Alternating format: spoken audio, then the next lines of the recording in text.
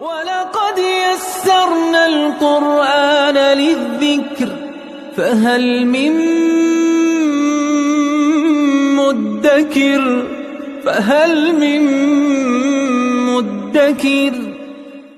اعوذ باللہ من الشیطان الرجیم بسم اللہ الرحمن الرحیم الحمد للہ رب العالمین وصلی اللہ علی سیدنا و نبینا بالقاسم المصطفى محمد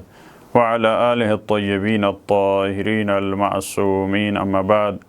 اعوذ باللہ من الشیطان الرجیم يسألك أهل الكتاب أن تنزل عليهم كتابا من السماء فقد سألوا موسى أكبر من ذلك فقالوا أرنا الله جهرة فأخذتهم الصاعقة بظلمهم ثم اتخذوا العجل من بعد ما جاءتهم البينات فعفونا عن ذلك وآتينا موسى سلطانا مبينا صدق اللہ العلی العظیم۔ اہل کتاب یہود و نصارہ کی اس خامی اور کمزوری کو بیان کرنے کے بعد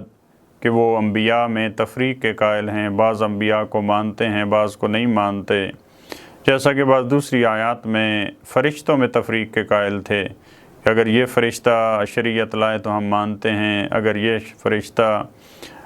لائے تو ہم نہیں مانتے۔ تو یہ جو دین میں تفریق کا قائل ہونا، اس کا مطلب ہوتا ہے انسان اپنی مرضی پہ عمل کر رہا ہے، اللہ کی مرضی پہ عمل نہیں کر رہا۔ تو ان افراد کی اور اہل کتاب کی ایک اور کمزوری جو ختمی مرتبت سے پہلے ان کی کمزوری تھی گزشتہ انبیاء کے دور میں، اس کی بات قرآن کریم نے یہاں پہ کی ہے کہ اور ختمی مرتبت کو ایک طرح کی تسلی دی ہے، اور یہود و نصارہ کو یہ بتانا چاہ رہے پروردگار عالم کہ آج آپ اس طرح سے نہیں کر رہے، آپ کے گزشتہ افراد ان کی بھی یہی روش تھی، انہوں نے انبیاء کو اسی طرح سے تکلیفیں دیں، انہوں نے اسی طرح سے باطل گفتگویں کی انبیاء علیہ السلام کے ساتھ۔ لہٰذا آیت نمبر 153 میں فرمایا یسألک اہل الکتاب ان تنزل علیہم کتابا من السماء، اہل کتاب آپ سے یہ سوال کرتے ہیں کہ آپ ان پہ نازل کریں آسمان سے کتاب۔ قرآن پہ وہ مطمئن نہیں ہوتے کیونکہ یہ اپنی مرضی کا دین ہوتا ہے۔ قرآن کتاب ہے، آسمانی کتاب ہے، لیکن دو اس کے معنی ہو سکتے ہیں۔ ایک یہ آسمان سے کتاب نازل کریں یعنی ایک ہی مرتبہ قرآن آئے، کیونکہ قرآن تدریجی طور پہ نازل ہوا مکی زندگی میں، مدنی زندگی میں،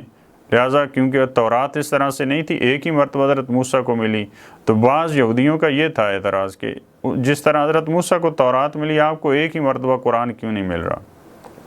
تو ایک یہ مطلب ہو سکتا ہے کہ یہ جو کہہ رہے ہیں کتاب آپ آسمان سے ان کے لیے نازل کریں، یعنی ایک ریٹن صورت میں قرآن کریم مکمل آسمان سے آنا چاہیے۔ جو بات دوسری آیات میں پروردگار نے بیان فرمایا ان کی اس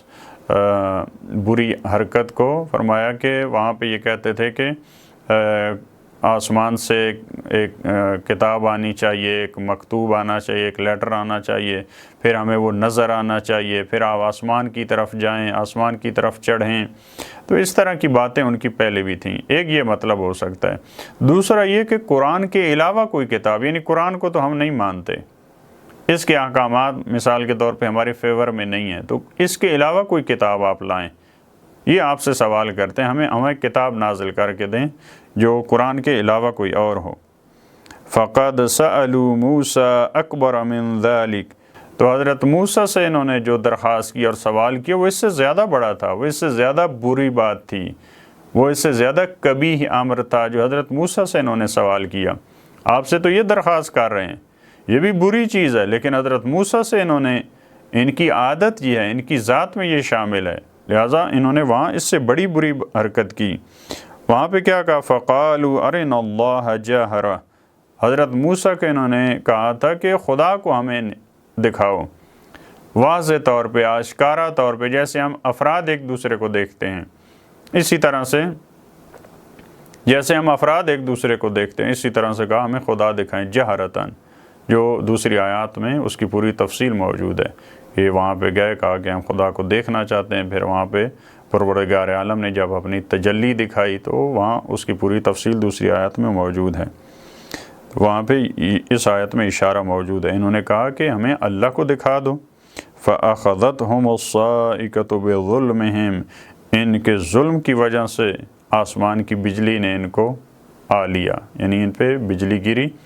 اور یہ ہلاک ہوئے وہاں پہ۔ پھر حضرت موسیٰ کا دعائیں کرنا کہ پروردگار ان کو زندہ کر دے، تاکہ لوگ یہ نہ کہیں کہ حضرت موسیٰ ان کو لے گیا اور وہاں پہ قتل کر دیا اور مار دیا۔ ثُمَّ اتَّخَذُوا الْعِجْلَ مِن بَعْدِ مَا جَاءَتْهُمُ الْبَيِّنَاتُ، پھر انہوں نے ایک اور غلطی کی، ان کی جو برائیاں ہیں گزشتہ ادوار میں آپ کے دور میں جو ان کی برائیاں اس سے بڑی ہیں،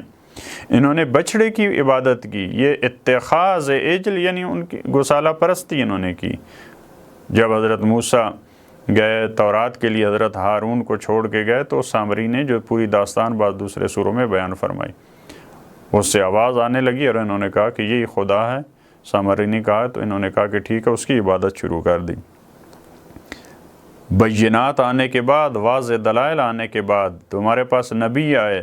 نبی نے تمہیں بتایا، حضرت موسیٰ نے تعلیم دی، حضرت ہارون نے تمہیں بتایا، بینات آنے کے بعد، آیات آنے کے بعد تم نے گسالہ پرستی شروع کر دی۔ فَعَفَوْنَا عَنْ ذَلِكَ، پھر ہم نے تمہیں معاف کر دیا۔ اس کی سزا البتہ تھی، اس کی سزا تھی کہ فَاقْتُلُوا أَنفُسَكُمْ، اپنے آپ کو قتل کرو، ایک دوسرے کو قتل کرو، جو سورہ بقرہ میں بیان فرمایا۔ لیکن وہ توبہ کا ذریعہ تھا، ان کا توبہ کا طریقہ یہ تھا۔ اس کے بعد پروردگار عالم نے ان کو معاف کیا۔ وَآتَيْنَا مُوسَىٰ سُلْطَانًا مُبِينًا، اور ہم نے حضرت موسیٰ کو بڑی واضح دلیل دی، ان کو برہان دیا، ان کو سلطان دیا، ان کو تورات دی، اور دوسری جو آیات تھیں ان کو عصا دیا، ان کو ید بیضا دیا، ان کو ہم نے بڑے واضح دلائل عطا فرمائے۔ وَرَفَعْنَا فَوْقَهُمُ الطُّورَ بِمِيثَاقِهِمْ،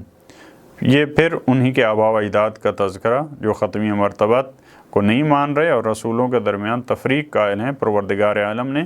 اب ان کی گزشتہ جو تاریخ تھی اس کی ایک جھلک ان کو دکھائی کہ تمہارے آباء و اجداد اس طرح سے تھے، اور ظاہر ہے تم بھی انہی کے راستے پہ چل رہے ہو۔ اور ہم نے تمہارے اوپر پہاڑ کو، طور پہاڑ کو کہتے ہیں، وہ خاص پہاڑ جو وہاں پہ موجود تھا، ہم نے تمہارے اوپر پہاڑ کو بلند کیا، بھی میثاقہم، میثاق لینے کے لیے۔ ایک یہ اس کا ترجمہ ہو سکتا ہے میثاق کی وجہ سے جو تم سے میثاق پروردگار عالم نے لیا ہوا تھا، ایک یہ کہ عہد لینے کے لیے عارضی طور پہ پروردگار عالم نے ان پہ پہاڑ اس طرح سے، ان پہ جو دوسری آیات میں بیان فرمایا، پہاڑ نے اس طرح سے ان کے اوپر آیا، پہاڑ جیسے ایک بادل کا سایہ ہوتا ہے کہ اگر تم یہ قبول نہیں کرو گے تو یہ پہاڑ تم پر گر جائے گا۔ اور یہ عارضی طور پہ پروردگار عالم کسی امت کو اس طرح سے مجبور کر سکتا ہے کہ وہ ایک حکم کو قبول کریں، البتہ آئندہ نسلیں پھر وہ اپنے اختیار سے اس مسئلے کو اور اس عہد و پیمان پہ عمل کرتی ہیں۔ وَقُلْنَا لَهُمُ ادْخُلُوا الْبَابَ سُجَّدًا، اور ہم نے تمہیں کہا تھا، تمہارے آباء و اجداد سے کہا تھا، ان اہل کتاب سے کہا تھا، ان یہودیوں سے کہا تھا کہ دروازے سے داخل ہو جاؤ سجدہ کرتے ہوئے، جو بیت المقدس میں داخلے کی شرط تھی، اور وہاں پہ بیان فرمایا سورہ بقرہ میں پوری تفصیل کے ساتھ۔ ان کو کہا تھا قولوا حطۃ نغفر لکم خطایاکم،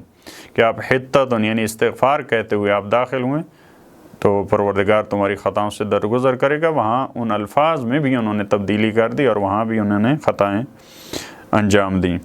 اسی طرح وَقُلْنَا لَهُمْ لَا تَعْدُوا فِي السَّبْتِ، اسی طرح ہم نے ان کو کہا تھا، یعنی تمہارے آباء و اجداد سے کہا تھا کہ ہفتے کے دن میں تجاوز نہ کریں۔